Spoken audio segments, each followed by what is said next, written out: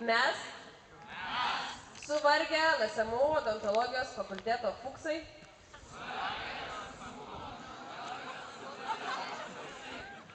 susirinkę garbingoje senovę dvelkiančioje Latėžerio stovykloje prie Baltarusijos sienos suklupę prieš orius labai protingus ir daug mokančius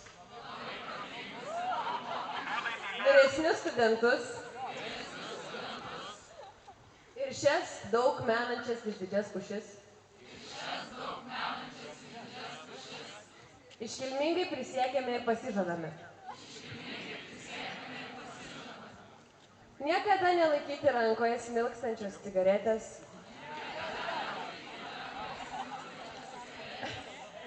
neužmigti su kaukole, mylėti dėstytojus ir ypač vyresnius studentus, laikytis Hipokrato priesaikos, eiti į biblioteką mokytis, o ne susitikti su draugais,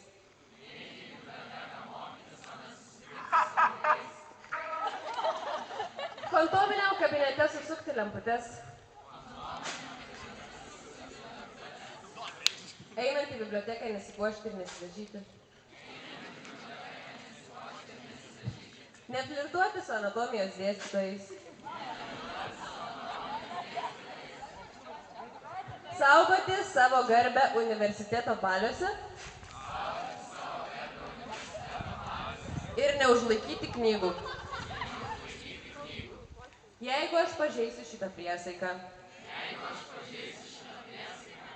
tegul mano dantis iškirmyja, plombos iškrenta,